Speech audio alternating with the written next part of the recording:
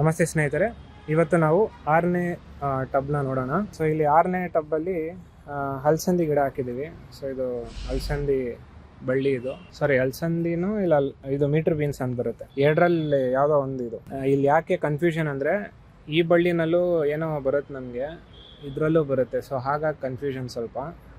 So but beans ಜಾತಿ ಅಂತ ಹೇಳ್ಬೋದು. ಅದು ಬಿಟ್ಟರೆ ಅಗೇನ್ ಇದು ಸೇಮ್ ಅದೇ ಬಳ್ಳಿ, ಇದು ಹಲಸಂದಿ. ನೆಕ್ಸ್ಟು ಇದು ಅಗೇನ್ ಹೀರೆಕಾಯಿ ಅನಿಸುತ್ತೆ, ಹೀರೆಕಾಯಿನೂ ಹಾಗಲಕಾಯಿ, ಅದು ಪ್ರೀವಿಯಸ್ ಟಬ್ನಲ್ಲಿ ಹಾಕಿದ್ವಲ್ಲ ಅದೇ ಗಿಡ. ಇದೂ ರೀಸೆಂಟಾಗಿ ಕೂಡ ಒಂದಷ್ಟು ಹೊಸ ಗಿಡಗಳನ್ನ ಹಾಕಿದ್ದೆ, ಅಂದರೆ ಬೀಜಗಳನ್ನ. ಸೊ ಇಲ್ಲಿ ಯಾವುದೋ ಒಂದು ಬರ್ತಾ ಇದೆ. ಇದು ನಾನು ಹಾಕಿರೋದಾ ಇಲ್ವಾ ಅಂತ ಗೊತ್ತಿಲ್ಲ, ವೆಯ್ಟ್ ಮಾಡಿ ನೋಡಬೇಕು. ಇದು ಯಾವ ಗಿಡ ಗೊತ್ತಿಲ್ಲ, ಇದು ಅದೇ ಬಂದಿರೋದು. ಸೊ ಇದರಲ್ಲಿ ಹಾಗೆ ಬಿಟ್ಟಿದ್ದೀನಿ, ಯಾಕಂದರೆ ಹೊಸ ಬೀಜಗಳನ್ನ ಹಾಕಿದ್ದೆ, ಬಟ್ ಯಾವುದೂ ಇನ್ನೂ ಬಂದಿಲ್ಲ. ಸೊ ಟೈಮ್ ಕೊಡ್ತಾ ಇದ್ದೀನಿ. ಸೊ ಮೇ ಬಿ 1-2 ವಾರ ಆದಮೇಲೆ ನೋಡಿಬಿಟ್ಟು ಮೋಸ್ಟ್ಲಿ ಇದರಲ್ಲಿ ನಾನು ಕ್ಯಾರೆಟು ಆ ಥರ ಏನಾದರೂ ಹಾಕೋಕ್ಕೆ ಟ್ರೈ ಮಾಡ್ತೀನಿ. ಯಾಕಂದರೆ ಬೇರೆ ಗಿಡಗಳೆಲ್ಲ ಸಾಕಷ್ಟು ಹಾಕಿದ್ದೀವಿ, ಕ್ಯಾರೆಟ್ ಇದೆಲ್ಲ ಹಾಕಿಲ್ಲ. ಸೊ ಅದಕ್ಕೆ ಇದರಲ್ಲಿ ಕ್ಯಾರೆಟು ಆ ಥರದ್ದು ಏನಾದರೂ ಹಾಕಿ ನೋಡೋಣ. ಇನ್ನೊಂದು ವಿಷಯ, ನೀವು ಇಲ್ಲಿ ಗಮನಿಸಿದ್ರೆ ನಮ್ಮದು ಸಾಕಷ್ಟು ಟಬ್ನಲ್ಲಿ ಈ ರೀತಿ ಕಸ ಕಡ್ಡಿ ಎಲ್ಲ ಕಾಣಿಸ್ಬೋದು.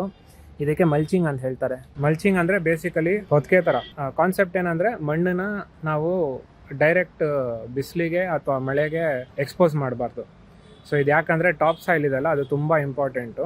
ಸೊ ಮಳೆ ಏನಾದರೂ ಜೋರಾಗಿ ಬಂದಾಗ, ಇಲ್ಲ ಗಾಳಿ ಜೋರಾಗಿ ಬೀಸಿದಾಗ, ಸೊ ಸನ್ಲೈಟ್ ಇದೆಲ್ಲ ಬೀಳುತ್ತಲ್ಲ, ಆ ಟೈಮಲ್ಲಿ ಟಾಪ್ ಸಾಯಿಲು ಹೋಗಿಬಿಡೋ ಚಾನ್ಸಸ್ ಇರುತ್ತೆ. ಜೊತೆಗೆ ನೀರು ಕೂಡ ಅಷ್ಟೇ ಬೇಗ ಆವಿ ಆಗಿಬಿಡುತ್ತೆ.